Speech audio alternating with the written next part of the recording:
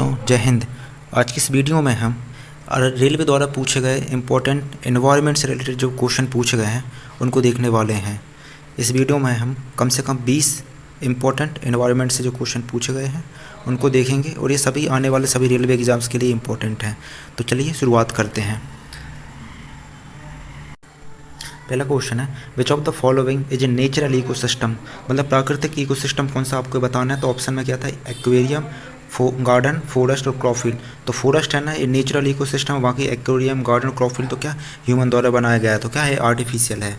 तो option number A इसका क्या हो जाएगा, option number C is the correct answer हो जाएगा। नेक्स्ट क्वेश्चन देखें, which of the following is an effective method to reduce plastic waste. तो प्लास्टिक वेस्ट को कम करने के लिए कौन सा इफेक्टिव मेथड है, तो कौन सा, रिसाइकल, रीयूज एंड रिफ्यूज। तो ऑप्शन नंबर ए रिसाइकलिंग या रीयूज ऑफ प्लास्टिक मटेरियल। इससे क्या हम जो प्लास्टिक वेस्ट है ना उसको कम कर सकते हैं। ऑप्शन नंबर ए इसका करेक्ट आंसर हो जाएगा। नेक्स्ट क्वेश्चन देखें, which of the following material is non biodegradable, मतलब जो माइक्रो ऑर्गेनिजम्स रहते हैं ना उसको क्या डिकम्पोज नहीं कर पाते, उनको क्या बोलते हैं, non biodegradable.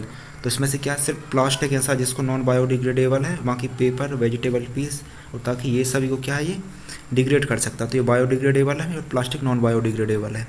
Next question, why is ozone layer depletion a matter of concern for human being. तो ह्यूमन बींग के लिए ओजोन लेयर का जो डिप्लीशन है ना वो बहुत ही इंपॉर्टेंट क्यों है, मतलब क्यों इसका मैटर ऑफ कंसर्न की बात है ये, क्योंकि ये ओजोन लेयर है ना हमको क्या है, ये अल्ट्रावायलेट रेज आती है ना, रेडिएशंस आती हैं जो सन से, उससे हमको क्या करता है, ये प्रोटेक्ट करता है, इसलिए इसका होना बहुत ही ज़रूरी है। अदरवाइज़ क्या ये कैंसर, स्किन कैंसर को क्या है जन्म दे सकता है। नेक्स्ट क्वेश्चन देखें, what are the effects of human activities on environment. तो ह्यूमन एक्टिविटीज़ का एनवायरनमेंट में क्या क्या प्रभाव, तो देखो क्या बोलता है पहला, there are only positive effect, ऐसा तो नहीं है, नेगेटिव इफेक्ट्स भी हैं। देयर आर नॉन इफेक्ट, ऐसा नहीं है। They contribute to environmental pollution, बिल्कुल ह्यूमन एक्टिविटीज़ क्या करती हैं, एनवायरमेंटल पॉल्यूशन में कॉन्ट्रीब्यूट करती हैं। तो इसका सही आंसर ये होगा। They help in waste disposal, तो ऐसा नहीं है। Why do non biodegradable waste cause environmental problems. तो जो नॉन बायोडिग्रेडेबल वेस्ट है ना, मतलब जो डिग्रेड नहीं होता है ओवर द टाइम, ये क्यों प्रॉब्लम है एनवायरनमेंट के लिए, क्योंकि ना दे persist in environment for a long time. तो मतलब ये एनवायरनमेंट है ना बहुत ही लंबे समय तक ये बने रह सकते हैं, जिसकी वजह से क्या पॉल्यूशन होता है। नेक्स्ट क्वेश्चन देखें, garden is an ecosystem because. तो गार्डन क्या है, एक इको सिस्टम है, क्यों, क्योंकि the organisms living in it interact with each other and are affected by a wide component. तो इसका जो सही आंसर होगा वो होगा option number C. Next question देखें, which of the following causes depletion of ozone layer in the atmosphere. तो main जो कंपोनेंट है ना जो ओजोन लेयर को हार्म करता है वो कौन सा, क्लोरोफ्लोरोकार्बन, CFC, जो कि क्लोरोफ्लोरोकार्बन है ये बहुत ही खतरनाक है, जो ओजोन लेयर के लिए बहुत ही हानिकारक है। नेक्स्ट क्वेश्चन देखें, what is the reason for CFC free refrigerators being manufactured for use worldwide. तो क्वेश्चन ये बोल रहा कि मतलब क्या ज़रूरत क्या है, क्या रीजन है जिसकी वजह से क्या पूरी दुनिया भर में ना जो क्लोरोफ्लोरोकार्बन्स होते हैं जो रेफ्रिजरेटर्स में यूज होती है, कूलिंग जो मटेरियल होती है उसमें यूज होती है आइटम्स में, तो उसको रिप्लेस कर रहा है या बिना उसके बनाया रहा है। तो क्या CFC is synthetic chemical that destroy ozone layer. तो ये क्या है, ओजोन लेयर को डिस्ट्रॉय करती है, इसलिए ही इसको क्या रिप्लेस किया जा रहा है, इसके बिना इसके यूज के कोई भी आइटम को बनाया जा रहा है जिसमें इसका यूज ना हो।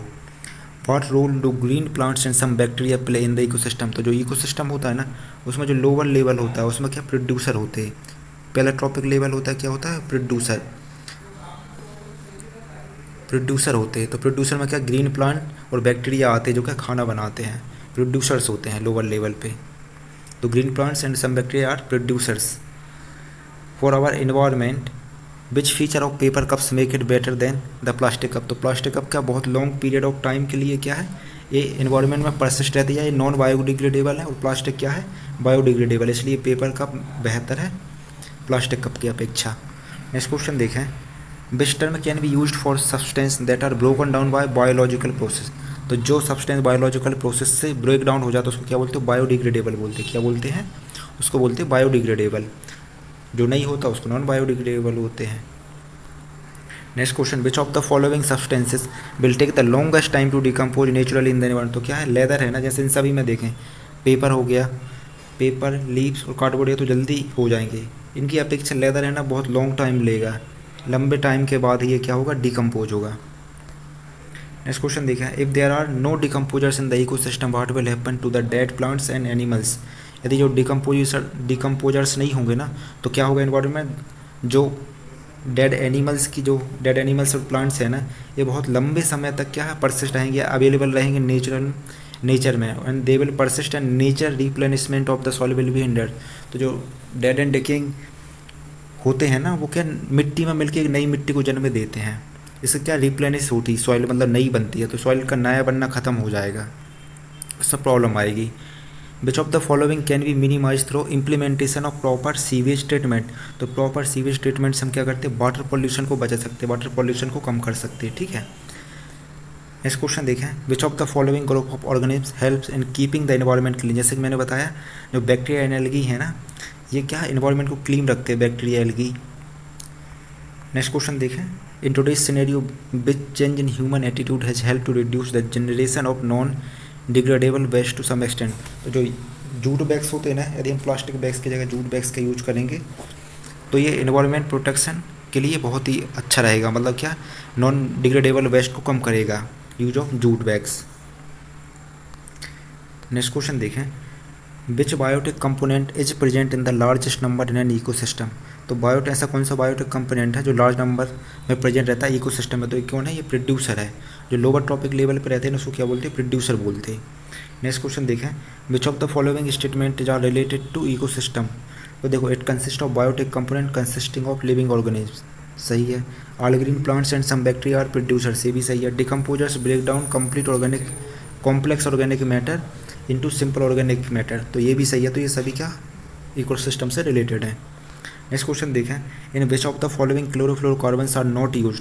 तो क्लोरोफ्लोरोकार्बन्स किस में यूज नहीं होते, पहले देख लो। एरोजोल स्प्रे होती है ना, उसमें भी कार्बन होता है, ये क्लोरोफ्लोरोकार्बन्स होता है। रेफ्रिजरेटर में से होता है, ग्राइंडर्स में तो होता है। तो फायर एक्सटिंग्विशर में नहीं होता, फायर एक्सटिंग्विशर क्या CO2 का यूज किया जाता है।